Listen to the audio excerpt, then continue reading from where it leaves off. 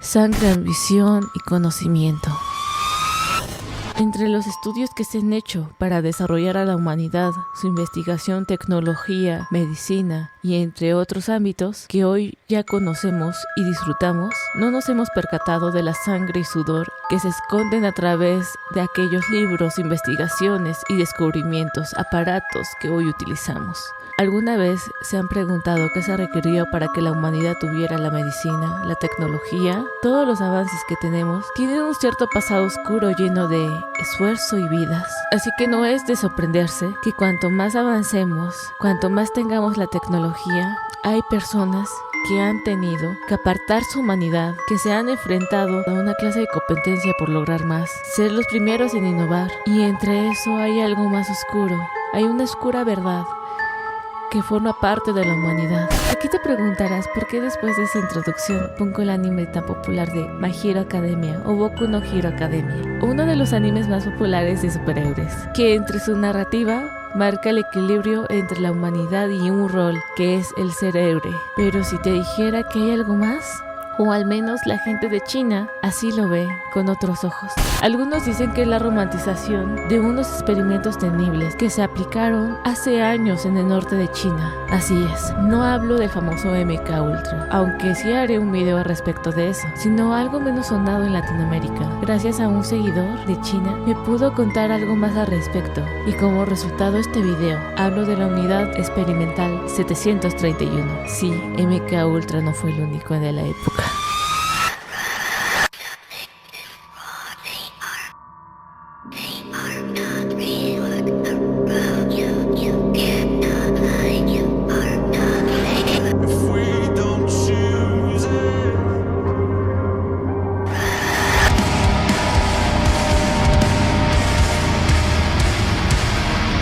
Nadeshiko Hub. Misterios antiguos que te haré recordar. Nadeshiko Hub. Todo pasó cuando una cierta plataforma iba a dejar de funcionar. Por la gente que no sabe, yo hago cosplay y sin duda alguna me instalé una aplicación que reemplazaba a TikTok, RecNow. Esta aplicación es conocida por tener la misma apariencia de TikTok, a diferencia que la mayoría de los usuarios son chinos. Al publicar mis cosplays, un usuario me pidió quitar los videos de Todoroki Choto. Yo le pregunté el por qué y por qué insistía tanto. Y esta fue la raíz del por qué conozco el caso de la unidad 731. Mensajes. Hola, no publiques ese trabajo insultante de My Hero Academia en software chino. Elimina.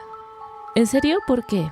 Porque este trabajo blanquea la unidad experimental 731 de Japón. La unidad experimental 731, utilizada para realizar experimentos humanos con chinos del noroeste de China. Si no me lo cree, puede investigarlo en su navegador. La unidad experimental 731 alguna vez realizó experimentos biológicos, como disecciones de humanos vivos, experimentos de congelación y reemplazo de extremidades, uniones forzadas, etcétera, etcétera. Esto es un insulto a China y My Hero Academia lo blanquea. El personaje que haces es de esa animación. Así que yo me dediqué a investigar un poco más. ¿Qué misterios no conocemos y vale la pena hablar? Déjalo en la caja de comentarios para hacer un video sobre ellos. Títulos como Shihiro Ishii, el criminal de guerra japonés que jamás fue juzgado. China, hay un búnker de terror de infamia unidad 731. Solamente me hizo pensar, ¿es parte de la humanidad sacrificar a otros de su misma especie? Todo empezó durante el transcurso de la Guerra del Pacífico, 1937 a 1945. En el contexto de la Segunda Guerra Mundial, el Imperio del Japón desarrolló uno de los programas biológicos más grandes de la historia. Su objetivo era superar las potencias occidentales. Japón se interesó en la fabricación de armas bacteriológicas mediante la experimentación del sistema con humanos y las pruebas de campo contra la población civil china. La rutina consistía en infectarlos con virus letales para luego abrirlos vivos sin anestesiarlos y extraerles alguno de los órganos. Los enfermaban con cólera, anthrax, tifus y luego los estudiaban y registraban sus reacciones y cuerpos con el fin de desarrollar armas biológicas y químicas de destrucción masiva. Este procedimiento del horror se practicó al menos a 3.000 prisioneros de guerra, principalmente chinos, aunque también eran coreanos y rusos, en una base secreta antes y durante la Segunda Guerra Mundial. 18 de septiembre de 1931. Ishii fue destinado al remoto distrito de Pinfang, al noroeste de la ciudad de China de Harbin, donde fue puesto al mando de la denominada Unidad Antiepidémica de Suministro de Agua 731, que en realidad era un equipo encargado de investigar sobre la posibilidad de una guerra biológica. Durante varios años, Ishii y su equipo trabajaron en ensayos que combinaban microbios causantes de algunas de las enfermedades más temibles que habían asolado a la humanidad: la peste bubónica, el cólera, la fiebre tifoidea, la tuberculosis, la sífilis, la gonorrea, la viruela, entre otros. Para sus experimentos, utilizaron como conejillo de indias a hombres, mujeres, niños, bebés, ancianos y prisioneros rusos y chinos. Las víctimas eran engañadas diciéndoles que les estaban inyectando una vacuna, cuando en realidad les estaban inyectando unos patógenos mortales. Al finalizar aquellos experimentos y dándose quedado por cortos de los ensayos de microbiología, Ishii decidió ir un paso más allá. Para ello, se propuso experimentar los límites de la resistencia humana, sometiendo a aquellos pacientes a la amputación de brazos y piernas sin anestesia. También decidió congelar y descongelar miembros arrancados. Ishii y su equipo sostuvieron a los sujetos de estudio a dosis letales de rayos X. Los quemaron con las llamas, fueron expuestos a gases, no les dieron agua hasta la muerte, les inyectaron sangre de animales, entre otras torturas. Aparte de experimentar con seres humanos, Ishii también lo hizo con animales, sobre todo con gatos. Para este experimento, hizo pasar hambre a 100 ratas y luego los soltó en una habitación que solamente habían encerrado a un gato bien alimentado. En conclusión, aquel ensayo era demostrar que un animal inferior es capaz de acabar con un animal superior cuando se trabaja en equipo. La situación de Japón en la guerra era claramente desfavorable. Los japoneses perdieron las bases y el control naval y aéreo de la zona del Pacífico.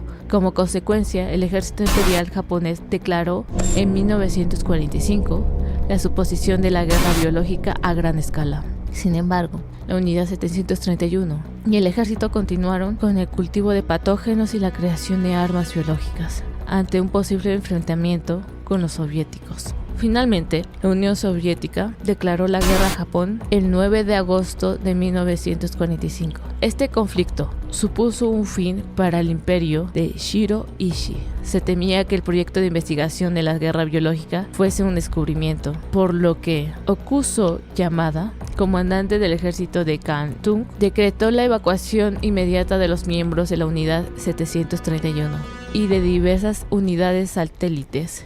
Se ordenó la destrucción de todas las instalaciones y, en primer lugar, todos los prisioneros de guerra fueron exterminados.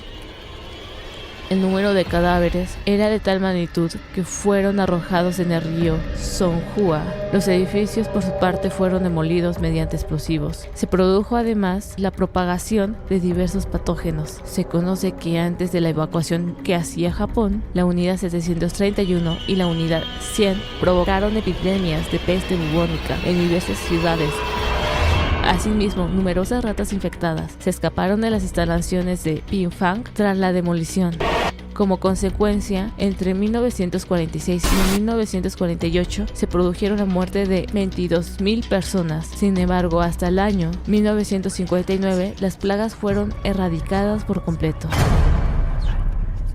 Los integrantes de la Unidad 731 fueron vigilados para impedir que la Unión Soviética hiciera eco de estos acuerdos. Sin embargo, en 1947 el ejército soviético logró capturar en Manchuria varios miembros de la unidad. Confesaron la práctica sistemática de los experimentos con humanos en las instalaciones en Pinfang, y así como un secreto entre voces pudo ser conocido. Sin embargo, no tuvo tanta magnitud y fama como el caso de MKUltra o otros casos de experimentación. A diferencia de estos precedentes, este caso es más especial, ya que estos participantes desarrollaron sus carreras como profesores de medicina en las universidades más prestigiosas del país, y otros lograron convertirse en gobernadores, presidentes y miembros importantes de la Asociación Médica de Japón. Como consecuencia, las víctimas de estos atroces hechos y sus familias que han presenciado estos asesinatos no obtuvieron justicia, y se quedó un resentimiento colectivo en esa parte del país. Solamente me pregunto, cuando el mundo se pone más oscuro como en este periodo de la historia, la Segunda Guerra Mundial, y hay la oportunidad de explorar la investigación, creatividad y nuestra humanidad biológica, donde las líneas se pueden difuminar sin responsabilidad ni consideración por la vida de los demás, ¿hasta dónde se puede sacrificar? Ya que estas mismas investigaciones salvarán vidas en el futuro, pero también las van a condenar. Pero lo más importante, sus inicios, sus primeros pasos, recorrieron sangre ajena y fueron humanos que no fueron reconocidos ni valorados. Sin embargo, fueron un pilar importante para el conocimiento y la crueldad humana. Es evidente que las épocas más oscuras de la humanidad pueden abrir la puerta a que salga la moral y lo éticamente correcto, pero ¿hasta dónde la vida de un humano es valiosa? Y si solamente es considerado un número o un factor porque aquel humano tuvo las circunstancias incorrectas y llegó a estar en la parte desfavorable de la historia, robándole la oportunidad de conocer qué es la tranquilidad, qué es la vida, qué es la humanidad, qué es la consideración. ¿Hasta dónde la humanidad llegaría sin la presión social de hacer lo correcto para los demás? ¿Y hasta dónde han detenido las investigaciones que si pasara la línea fueran más rápidas y efectivas? ¿Dónde está la balanza? ¿Y quién puede juzgarla? Sin duda alguna, hay mucho que pensar acerca de este caso. ¿Cómo un país pudo ocultar los atroces hechos para su conveniencia, viendo que los datos eran más favorables, más importantes? Estas investigaciones, ¿qué medicinas y vacunas ayudó a formar? ¿Y cuántas vidas salvó? ¿Cuántos sacrificios humanos no hemos conocido que están fuera de estos datos y estadísticas? ¿Con qué crueldad se manejaron las vidas de estas personas? Y lo más curioso es, ¿qué hay dentro de nosotros que al pasar épocas tan oscuras, donde la moralidad se difumina, donde las leyes de valorar una vida son dispersas, tanto que puedes pasarlas? ¿Qué hay dentro de nosotros que nos hace pasarlas para formar partes de nuestra historia llenas de crueldad, inhumanidad, pero también de conocimiento a través de dolor y sufrimiento, que no es nuestro, es ajeno? ¿Qué hay dentro de nosotros? ¿Nuestra curiosidad sobrepasa nuestra voluntad, nuestra empatía? ¿Qué hay que esto es factible para nosotros, para la especie humana? Esto es parte de nuestra historia y merece ser conocida, merece que reflexionemos, merece que no solamente nos asustemos, merece indagar más allá.